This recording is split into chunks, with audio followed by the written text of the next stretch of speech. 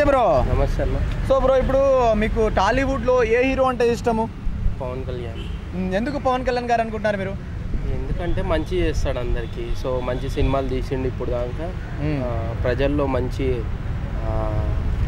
మంచిగా అంటే ప్రజల్ని మంచిగా చూసుకుంటాడు. సో ప్రజల్లో ఉండే వ్యక్తి. Okay bro. సో ఇప్పుడు పవన్ కళ్యాణ్ గారు వైసీపీ వాళ్ళు గతంలో వైసీపీ పరిపాలనలో చూసుకుంటే ఆయన మీద చాలా ట్రోల్స్ వచ్చాయి. అంటే అట్లీస్ట్ వార్డ్ మెంబర్ గెలవలేదు అది అని.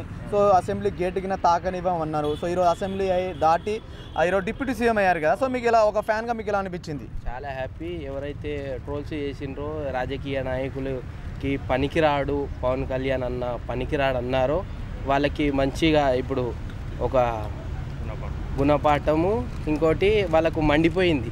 అంటే ఎవడైతే పనికిరాని అన్నాడో వాళ్ళకి మంచిగా మండేలాగా ఎక్కడ మంట పెట్టాలో అక్కడ మంట పెట్టిండు జనాలు.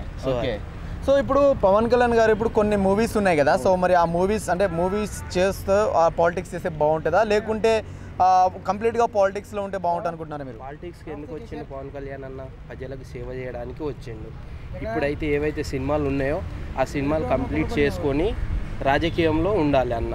ఇప్పుడు ఎవరైతే కొడుకున్నారు, ఎవరు ఆయన పేరు అఖిలానంద్, ఇప్పుడు సినిమాలకి ఎంట్రీ ఇవ్వాలి.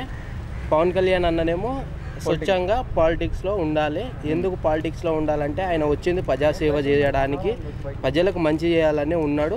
సో ఆంధ్రాలో ఉండి ప్రజల్ని చూసుకుంటా పాలిటిక్స్లో ఉండాలి. ఇంకా సినిమాలు అన్న బంద్ చేయనని ఏం చెప్పట్లేను, కాకపోతే ప్రజల గురించి వచ్చిండు కదా.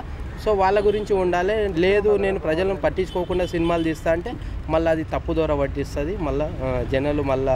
జనాలు మళ్ళీ మనసులో పెట్టుకొని మళ్ళీ ఇంకోసారి కానీ గెలిపించడానికి ముందుకు రారు. ఒక ఛాన్స్ ఇచ్చినప్పుడు ఆ ఛాన్స్ని మీరు మంచిగా ఉపయోగించుకుంటే మీరు రాజకీయంలో ఉంటే, లేదు నేను రాజకీయాలు వదిలేసి హైదరాబాద్లో ఉండి సినిమాలు తీసుకుంటా, నేను నా ఇష్టం ఉన్నప్పుడు వచ్చి వెళ్తా అంటే అది మంచి పద్ధతి కాదు. జనాలు గిట నిన్ను గుర్తు తీయరు, మళ్ళీ ఇంకోసారి ఓట్లు వేయరు. ఓకే బ్రో, ఇప్పుడు ఏవైతే ఇంకా 4 ప్రాజెక్ట్స్ ఉన్నాయి మరి పవన్ కళ్యాణ్ మీద, సో ఆ ప్రాజెక్ట్స్ కంప్లీట్ చేస్తారనుకుంటున్నారా మీరు?